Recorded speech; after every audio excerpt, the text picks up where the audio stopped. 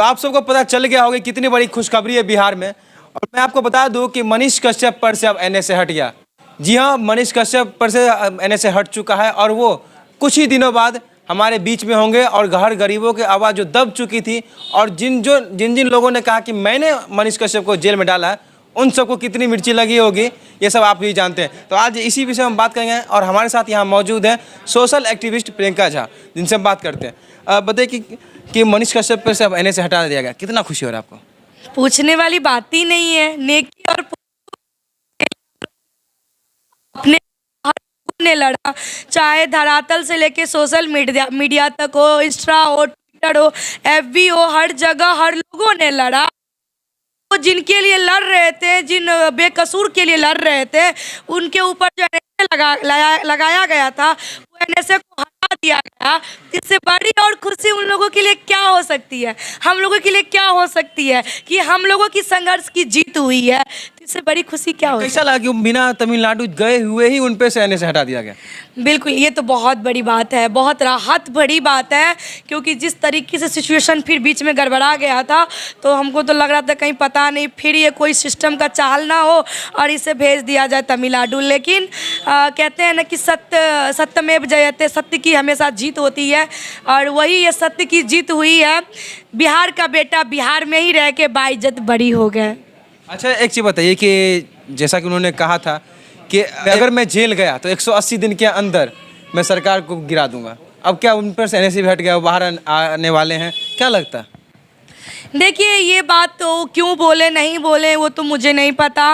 हो सकता है मैं भी जब इन सब चीज़ों को देखने के बाद जब इतनी सारी प्रेशर आती है ना, तो गुस्से में निकलती है शब्द।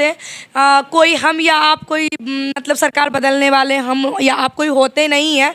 वो जनता डिसाइड करती है कि हमको किसको रखना है और किसे नहीं रखना, किसे बनाना है, किसे गिराना है। तो ये चीज़ें पे मैं कुछ नहीं कह सकती। बस मैं इतना ज़रूर कहूँगी कि मनीष कश्यप बिहार के एक निष्पक्ष पत्रकार थे, जो देश का चौथा स्तंभ माना जाता है पत्रकार को।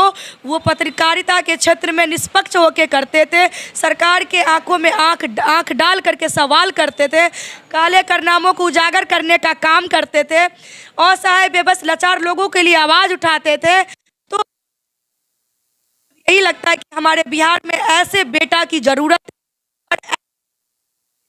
है जो एक अच्छा बिहार, एक स्वच्छ बिहार, एक सुंदर बिहार बनाए और बनाने में सहयोग करे। फिर से पत्रकारिता क्षेत्र में आएंगे? माँ ने कहा ना, उन्होंने नहीं कहा ना। वो तो कहते हैं कि माँ का कर्म था मुझे जन्म देना, माँ ने अपना कर्तव्य निभाई। अब हमारे क्या है जो मैं क्या कर सकता हूँ, बिहार को क्या दे सकता हूँ?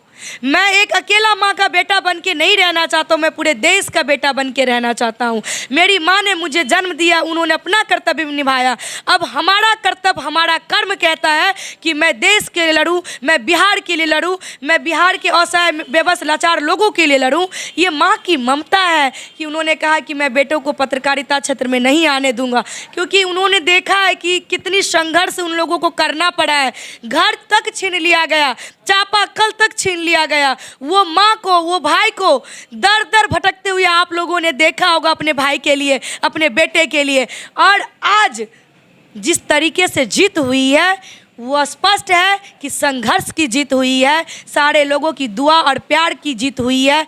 जिन लोगों ने सना प्यार मनीष कश्यप के लिए लड़ा है, उन लोगों के लिए जीत हुई है। तो उनकी माँ की ये ममता थी अपने बेटे के प्रति, अब वो माँ समझ गई है कि मेरा बेटा मेरा नहीं, अब वो बेटा पूरा देश का, पूरा बिहार का बन चुका है। उन लोगों को क्या कहिएगा जो कहते थे कि जेल मैंने भिजवाया, हम लोगों ने जेल दिलवाया मनीष कश्यप को, उनको कितनी मिर्ची लगी होगी? ये हम क्या होता है पता नहीं, ये हम क्या होता है, कौन होता है भेजवाने वाले मनीष कश्यप को जेल? उसको पहले खड़ा होने के लिए जगह है रोड पे अच्छी तरह से, और वो भेजवाएगा जेल?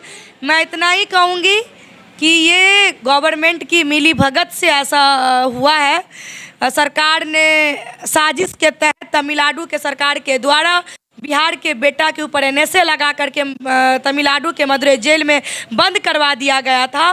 तो ये चीज़ देखने के बाद अब यही लगता है कि सत्य की रास्ता पे रहोगे तो सत्य जरूर जीत, वही जीत हुआ है। और उन विरोधियों के लिए बहुत बड़ा तमाचा है मुंह पे। मतलब कि कहीं ना कहीं बिहार सरकार का भी इसमें इन्वॉल्व था उनको अंदर करने में? स्पष्ट है, स्पष्ट है। अब अच्छा नहीं है तो उन्होंने क्या पहल किया इस बेटे के लिए? बिहार के बेटे के लिए बिहार सरकार ने क्या पहल किया, आप ही बताइए।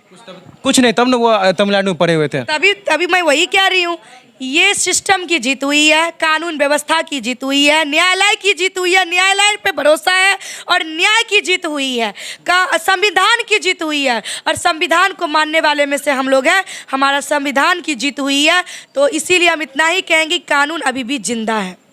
तो चलिए, इस सब के बारे में आप लोग क्या जरूर कमेंट कीजिएगा। और साथ में कहते हैं कि सत्य परेशान हो सकता है लेकिन पराजित नहीं हो सकता।